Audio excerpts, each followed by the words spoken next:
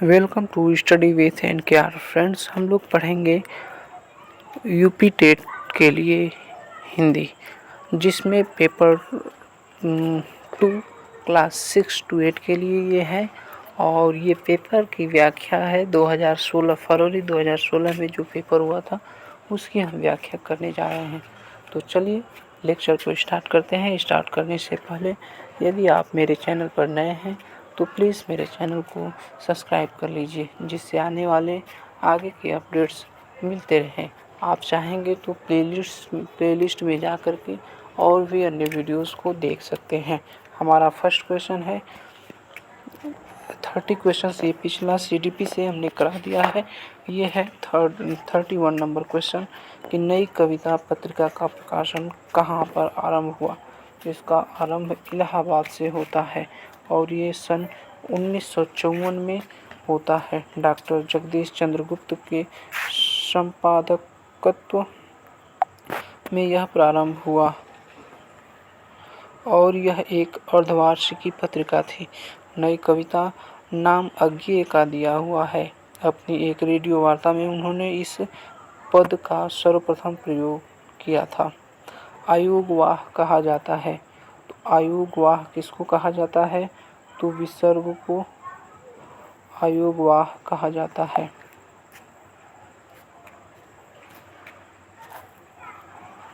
Next है कि वाचन के समय पुस्तक की आंखों से दूरी कितनी होनी चाहिए। तो वाचन के समय पुस्तक से आंखों की दूरी 12 इंच होनी चाहिए, लगभग 25 से 30 सेंटीमीटर होनी चाहिए। नेक्स्ट है तोड़ने ही होंगे मठ और गढ़ सब किसकी पंक्तियां हैं। तो ये पंक्तियां हैं मुक्ति बोध की। किसकी हैं? मुक्ति बोध की पंक्तियां हैं। तोड़ने ही होंगे मठ और गढ़ मुक्ति बोध है। अशब्द अधरों का सुना भाषा निराला का है। घून खाए सहतीरों पर 12 खड़ी ये नागार्जुन का है। विधाता बाँचे और राष्ट्रीय गीत में भला कौन वह भारत भाग्य विधाता है, ये पंक्ति है रघुवीर सहाय का। नेक्स्ट क्वेश्चन है कि किस दृश्य उपकरण में पारदर्शी ट्रांसपेरेंसी का प्रयोग होता है। तो ओवरहेड प्रक्षेपक प्रोजेक्टर में प्रयुक्त होता है। किसमें? प्रोजेक्टर में ये प्रयुक्त होता है। नेक्स्ट क्वेश्चन देखेंगे। नेक्स्ट क्वेश्चन है कि मौन पाठन के विषय में धारणा है। तो मौन पाठन के विषय में धारणा है कि एकाग्रचित्त होकर पढ़ने का अभ्यास होता है। क्या होता है? एकाग्रचित्त होकर के पढ़ने का अभ्यास होता है मौन पाठन में। तदीय समाज की स्थापना किसने की थी?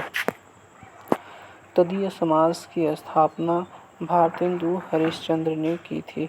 तदीप समाज भारतेंदु हरिश्चंद्र, ब्रह्म समाज राजा राम मोहन राय, आर्य समाज दयानंद सरस्वती। तो यहाँ से देखने को मिला ब्रह्म समाज, आर्य समाज तो सही से जानते हैं, लेकिन तदीप समाज ये हरिश्चंद्र भारती ने स्थापना की।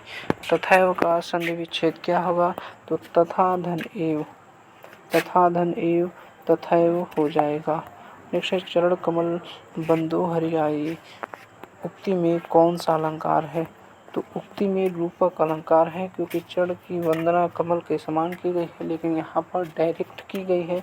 और जहाँ पर ये डायरेक्ट बातें कह दी जाती है वहाँ पर रूपक अलंकार होता है। क्या होता है? रूपक अलंकार होता है। नेक्स्ट देखेंगे कि मूक होई वाचाल पंगु चढ़े गिरी वहन गहन जासु कृपासु दयाल द्रहु सकल कलिमल दहन। तो ये क्या है? तो ये जो है सोरठा है। क्या है? सोरठा है। यहाँ पर हम काउंटिंग करेंगे तो ये प्रथम और तृतीय में कितना है? 11 है। द्वितीय चतुर्थ में 13 है। 11 13 ये मिल करके हो जाएंगे सोरठा। क्या हो जाएंगे? सोरठा हो जाएंगे। नेक्स्ट है कि मधुलिका जयशंकर प्रसाद की किस कहानी का पात्र है। तो मधुलिका पुरस्कार कहानी का पात्र है। आधे अधूरे नाटक के रचनाकार कौन है? आधे अधूरे के मोहन राकेश है। कौन है? मोहन राकेश है। वर्तनी की दृष्टि से निम्नलिखित में से शुद्ध शब्द क्या है? तो वर्तनी की दृष्टि से निम्नलिखित में से शुद्ध शब्द है रचयिता। क्या है? रचयिता। रचयिता नहीं होगा, रचयिता नहीं होगा, रचयिता नहीं होगा, रचयिता होगा। क्या होगा? रचयिता होगा। नेक्स्ट है कर्म कारक का चिन्ह है कर्ता ने कर्म को। कर्म को ऑप्शन नंबर सी टिक करके हम आगे बढ़ेंगे। ये रहा कर्ता ने कर्म को करण से दोनों संप्रदान के लिए अपदान से लोगों संबंध का की लाइब्रेरी अधिकरण में पेपर संबोधन है वो। अरे आगे है बाजार से किस संज्ञा का बोध होता है? तो बाजार तो एक प्रकार से ये बाजार से किस संज्ञा का बोध होता है? तो समूहवाचक लिखा है। बाजार समूहवाचक है। जिस संज्ञा से व्यक्ति अथवा वस्तु के समूह का बोध होता है उसे समूहवाचक संज्ञा कहते हैं। नेक्स्ट, निम्नलिखित में से कौन गुणवाचक विशेषण नहीं है?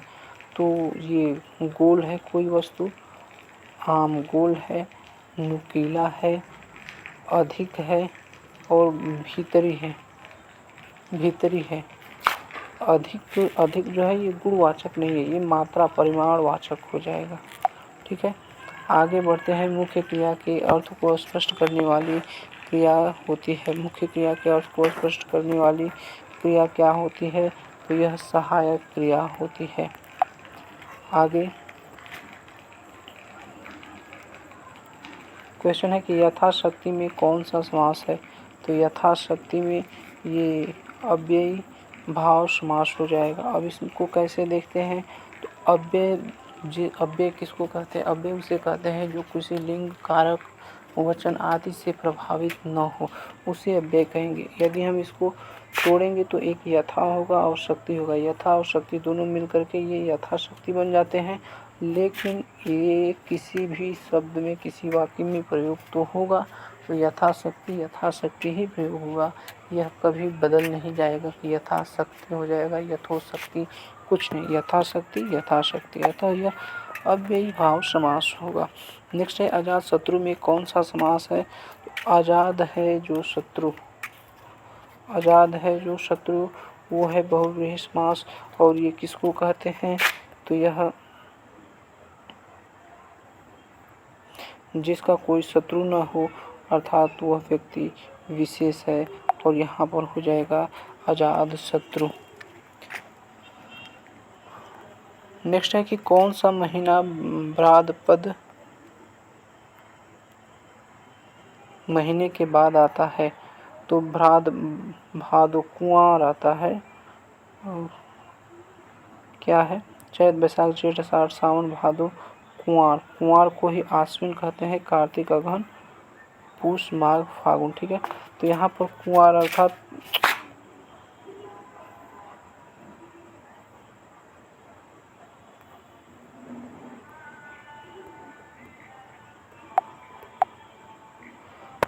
यहाँ पर फागुन हो जाएगा।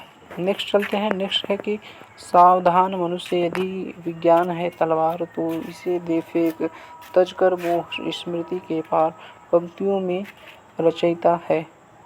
ये इनके रचयिता कौन है? तो इनके रचयिता दिनकर हैं और ये विज्ञान के प्रति सचेत कर रहे हैं कि विज्ञान यदि तलवार है जो नरसंहार करता है तो इसे आप फेंक दीजिए। निराला की पंक्तियां है कि होगा फिर से घर समर जड़ से चेतन का निशिवासर। और नागार्जुन की पंक्ति है कई दिनों तक चूल्हा रोया चक्की रहे उदास। आगे की पंक्ति है कि साप तुम सभ्य तो हुए नहीं, नगर में बसना भी तुम्हें नहीं आया। नेक्स्ट है लघुर्मी में कौन सा संधि विच्छेद है? लघुधन उर्मी, लघुर्मी ये दीर्घ स्वर संधि हो जाएगा। नेक्स्ट है कपूर शब्द क्या है? तो कपूर एक तद्भव शब्द है क्योंकि कर्पूर होता है तत्सम इसका। नेक्स्ट है एक मुंह दो बात। मुहावरे का अर्थ क्या है? बहुत कम बोलना, बात बनाना, अपनी बात से पलट जाना, अत्यधिक बातें करना, अपनी बात से पलट जाना आंसर होगा। नेक्स्ट है कि प्रत्येक चरण में 16 मात्रा वाला 4 चरणों का सममात्रिक छंद है। तो प्रत्येक चरण में 4 चरणों वाला सममात्रिक छंद, 4 चरणों वाला सममात्रिक छंद क्या होता है? चौपाई होता है। यह 11 और 13 होती है। कितना होता है? 11 13। नहीं, चौपाई में 11 13 नहीं होता है, सोठा में 11 13 होता है। चलिए 16 मात्रा वाला है, खुद कह रहा है 16 मात्रा वाला चौपाई ही होता है। 4 4 4 मिलकर के सब 16 हो जाएगा। नेक्स्ट है कि 56 नंबर की, अधरों में राग अमंद पिए, अलकों में मलयज बंद किए, तू अब तक सोई है आली, आंखों में भरी विहागरी। इसमें कौन सा रस होगा? तो जाहिर सी बात है कि ये राग है, सोई है, आंखों में भरे विहग। तो यहाँ पर या तो श्रृंगार वियोग होगा या करुण होगा। तो करुण तो होगा नहीं, करुण में किसी की डेथ हो जाती है, लेकिन यहाँ पर वियोग हो जाएगा, इसलिए श्रृंगार रस वियोग श्रृंगार रस हो जाएगा। नेक्स्ट है अंधा कुआं। अंधा कुआं नाटक के लेखक कौन है? तो ये लक्ष्मी नारायण लाल है। इनके अन्य नाटक है मादा कैक्टस, 3 आंखों वाली मछली, सूखा सरोवर, नाटक बहुरंगी, नाटक तोता मैना, रात रानी, दर्पण, रक्तमाल, सूर्यमुखी, कलंकी, मिस्टर अभिमन्यु, कर्फ्यू, दूसरा दरवाजा, अब्दुल दीवाना, नरसिंह, कथा, व्यक्तिगत, गूढ़ यक्ष, प्रश्न, एक शैतान, हरिश्चंद्र, गंगा माटी, सगुन पक्षी, सब रंग, मोहभंग, पंचपुरुष, राम की लड़ाई, बलराम की तीर्थ यात्रा, कजरी वन, सुंदर रस, काफी हाउस में इंतजार, हाथी घोड़ा चूहा। ये सब जो है ये लक्ष्मी नारायण लाल की रचनाएं हैं। नेक्स्ट है अज शब्द का स्त्रीवाचक बनाने के लिए किस प्रत्यय का प्रयोग होता है? तो अज शब्द का स्त्रीवाचक तो अज का अजा हो जाता है, अज का अजा हो जाता है। नेक्स्ट है कि प्रथम तार सप्तक का प्रकाशन 1943 में हुआ था, द्वितीय जो है वो 1951, तृतीय 59 और चौथा जो है वो 79 में प्रकाशित हुआ था। उल्का सी रानी दिशा दीप्ति करती थी, उल्का सी रानी दिशा दीप्ति करती थी, इसमें सी आया है, इसलिए यहाँ पर उपमा अलंकार हो जाएगा। क्या हो जाएगा? उपमा अलंकार हो जाएगा। और ये सभी जो है, चलिए आगे देखते हैं क्या व्याख्या करना। तो ये आ गया है अंग्रेजी, तो अंग्रेजी को देखेंगे कभी, लेकिन इससे पहले मैं बता देना चाहता हूँ कि आगे ये 2016, 17, 18, 19 इन सभी के जो है प्रीवियस ईयर क्वेश्चंस का हमने प्लेलिस्ट बना करके अपलोड कर दिया है, तो आप जा कर के प्लेलिस्ट से वीडियोस को देख सकते हैं। Thanks for watching, please like share comment and subscribe.